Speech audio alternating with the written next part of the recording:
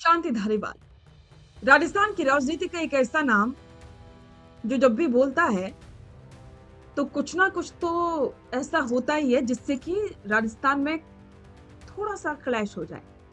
अब एक बार फिर से ऐसा हुआ कोटा में जब शांति धारीवाल युवाओं को संबोधित कर रहे थे। उस वक्त उन्होंने पीएम मोदी और गृह मंत्री के खिलाफ नारेबाजी की। वीडियो हम आपको दिखाएंगे जिसमें नारेबाजी हो रही है और इस नारेबाजी की खास बात आप जानते हैं क्या थी?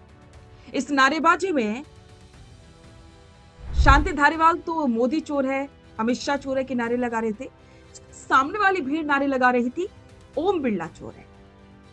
और इसी बीच में एक और इंटरेस्टिंग बात आप जानते हैं।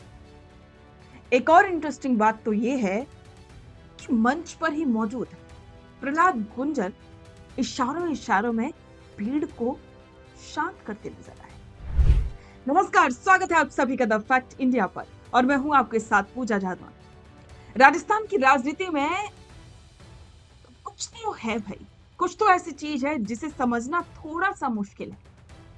शांति धारीवाल को अगर समझा जाए तो उनका अंदाज हमेशा से कुछ ऐसा रहा है कि वो केंद्र सरकार के खिलाफ तो कितनी भी नारेबाजी कर लेंगे लेकिन ओम बिरला के खिलाफ एक शब्द नहीं बोलते।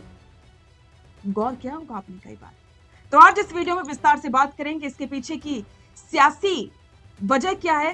सियासी कोई वजह है, दोस्ती है, दुश्मनी है या फिर कोई सियासी मजबूरी? तो चलिए विस्तार से आपको बताते हैं इसके पूरे सियासी गणित को। मोदी नंबर 1 का चोर है, अमित शाह नंबर 1 का चोर है, ओम बिरला चोर है।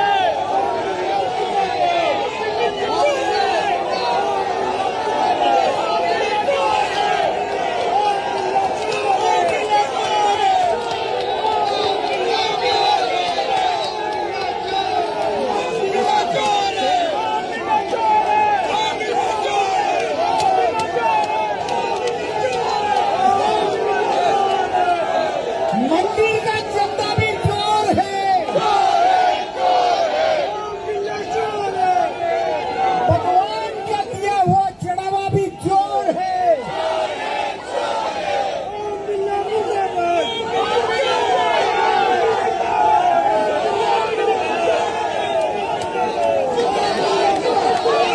यही भाई जोश के साथ हमें उन छात्रों के बीच में जाकर के इस बात को और एजुकेट करना पड़ेगा और शिक्षित करना पड़ेगा कि तुम्हारे साथ ये सरकार इस प्रकार से बेईमानी कर रही है, ठग रही है। इसलिए मेरा आपसे निवेदन है कि भाई ये छात्रों की गूंज के प्रोग्राम को जगह जगह सफल बनाइए और आवाज उठाइए इस सरकार के खिलाफ जो सरकार निकल रही है। आइए सबसे पहले आपको बताते हैं कि उस दिन मंच पर असल में हुआ क्या था। कोटा में जनसभा के दौरान शांति धारीवाल अपने जाने माने बेबाक और हमलावर अंदाज में नजर आए। उन्होंने सीधे तौर पर केंद्र सरकार, प्रधानमंत्री और गृह मंत्री को निशाने पर लिया और तीखी नारेबाजी की। धारीवाल ने केंद्र की नीतियों और राजनीतिक कार्यशैली पर हमला बोलते हुए मंच से पीएम और गृह मंत्री के खिलाफ सीधा मोर्चा खोल दिया। धारीवाल के इस तेवर से मंच के सामने मौजूद कांग्रेसी कार्यकर्ता और समर्थकों का जोश चरम पर पहुंच गया और वे भी धारीवाल के सुर में सुर मनाने लगे।